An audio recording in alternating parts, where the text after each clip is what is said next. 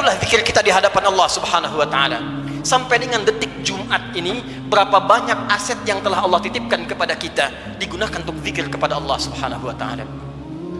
Hadirin yang kedua, jika disebutkan kalimat zikir dalam Al-Quran, maka diartikan oleh para ulama berdasarkan paparan Al-Quran sebagai keadaan ingat kepada Allah yang dengan ingat itu terjauh kita dari perbuatan maksiat.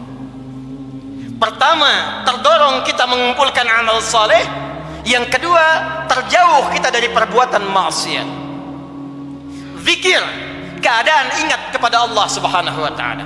Karena kita ingat kepada Allah, kita merasa diawasi oleh Allah Subhanahu wa taala.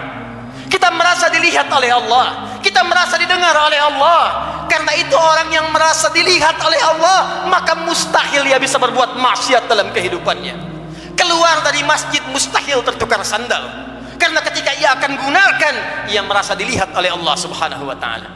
Mustahil berbuat curang dalam pekerjaannya, mustahil ia korupsi, mustahil ia mencuri, mustahil ia membegal, mustahil ia berselisih, mustahil ia membuat hoax, mustahil ia berbuat maksiat, karena ia merasa dilihat dan didengar oleh Allah Subhanahu wa taala.